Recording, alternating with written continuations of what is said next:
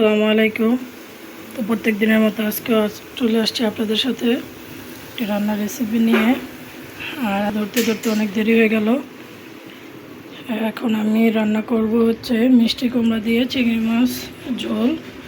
তো এখানে আমি সব কিছু নিয়ে নিয়েছি: জিরা বাটা, মরিচ বাটা, আদা রসুন বাটা, হলুদ মরিচ গুঁড়ো, লবণ, তেল, পেঁয়াজ, তারপরে চিংড়ি মাছ। আর এই পাশে লাউ শাক ভাজি করব, তাই লাউ শাক কেটে নিয়েছি। তো এখন তেল দিয়ে দেব, পরিমাণ মতো তেল দিয়ে পেঁয়াজটাকে ভেজে নেব।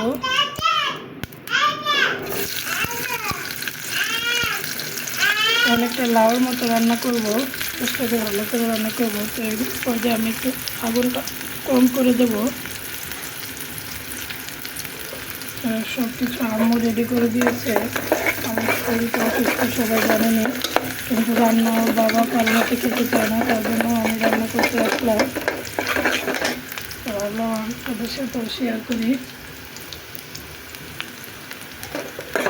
আমি পেঁয়াজের সাথে চিংড়ি মাছগুলো ভেজে দেব। আমি প্রত্যেক দিন রেখে দিতে চিংড়ি মাছ রাখছি এর জন্য, কারণ আমার ছোটো বোন, তারপরে আমার ছোটো বড় মেয়ে সবাই চিংড়ি মাছটা খুব পছন্দ করে। তো চিংড়ি মাছ রাখছি। বড় মাছ আছে, তার বড় মাছ খাবে না, তো তাই চিংড়ি মাছের রান্না প্রত্যেক দিন একটা করে রাখতেই হচ্ছে। তো সেজন্যই আজকে চিংড়ি মাছ দিয়ে মিষ্টি কুমড়া। আর গরমের দিন খাবার খেতে বেশি একটা ভালো লাগে না, তো চিংড়ি মাছটা খেতে খুব ভালো লাগে। তার জন্য আমি প্রত্যেক দিনই চিংড়ি মাছের কিছু না কিছু করতেছি, হয় চিংড়ি মাছের ভাজি বা তরকারি। চিংড়ি মাছের তরকারিটা খুব ভালো লাগে আমার কাছেও। আর মিষ্টি কুমড়ো, এরকম পাকা মিষ্টি কুমড়ো দিয়ে চিংড়ি মাছটা খুব বেশি ভালো লাগে। অন্য কোনো মাছ দিয়ে আমি কখনো ট্রাই করিও নি। আমি সবসময় চিংড়ি মাছ দিয়ে খাই না, একটু ভাজি করি। আজকে ভাবলাম একটু ঝোল রান্না করি, আর আমারও একটু সুগার খাবারের প্রয়োজন, তার জন্য আমি এটা করেছি। এখন আমি একটু গ্রেভি করার জন্য পানি দিয়ে দেবো। এখন একে একে এখানে ওই বাটা, শুকনো মরিচ বাটাটা দিয়ে দেবো। তারপরে জিরা বাটা, আদা রসুন বাটা পরিমাণ মতো, তারপরে দিয়ে দেবো একটু হলুদ,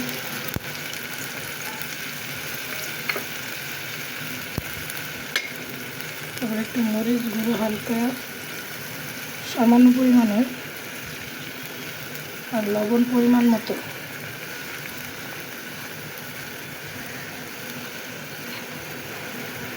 দিয়ে সুন্দর করে কষিয়ে নেব।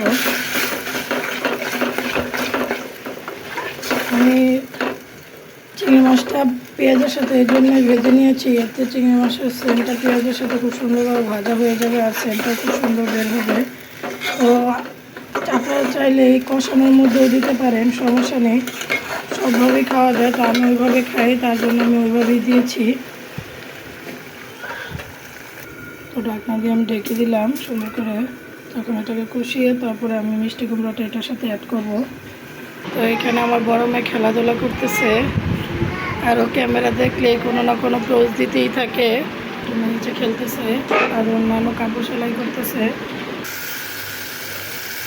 ঢাকনা উঠিয়ে একটু সুন্দরভাবে কষানো হয়ে যাচ্ছে।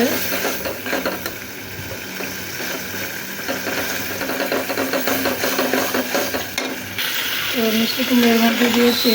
তো এক হাতে ক্যামেরা ধরে তারপর রান্না করতে কষ্টই হয়, তারপর করতেছি।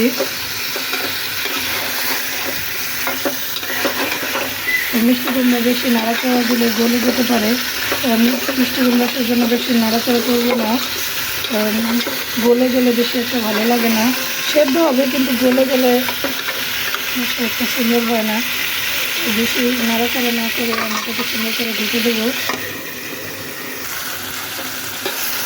আমি একটু বলবো হালকা নেড়ে দিচ্ছি, কারণ এখন মিষ্টি কুমড়াটা কাঁচা আছে, তো যার জন্য গলে যাবে না, নয়তো নিচে লেগে যেতে পারে মশলাটা, সাইড দিয়ে একটু লেগে যাচ্ছে।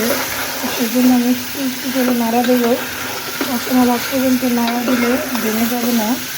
তো পানি দেওয়া ঝোল দেওয়ার পরে আর এটা আর কি বেশি লাড়াচাড়া দেওয়া যাবে না, তাহলে গলে যেতে পারে।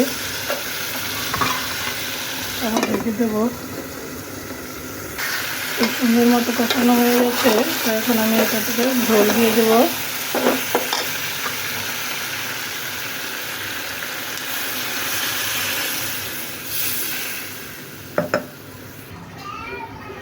আর একটু ঝোল দিয়ে দেবো, কারণ এটা পানি খুব দ্রুত টেনে ফেলবে।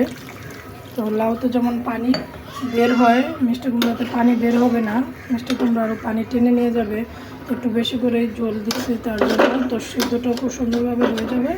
আর এর ভিতরে আমি আর নাড়াচাড়া দেবো না, একদম নামানোর সময় ধনিয়া পাতাটা দিয়ে একদম নামিয়ে ফেলবো।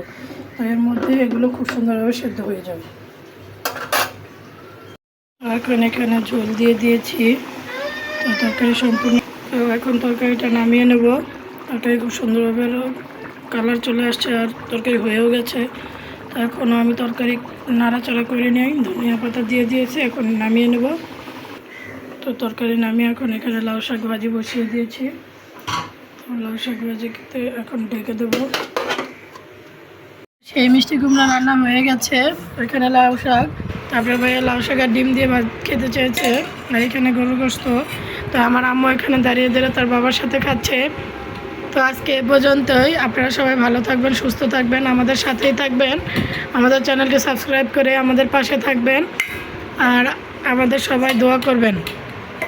তো আল্লাহ হাফেজ।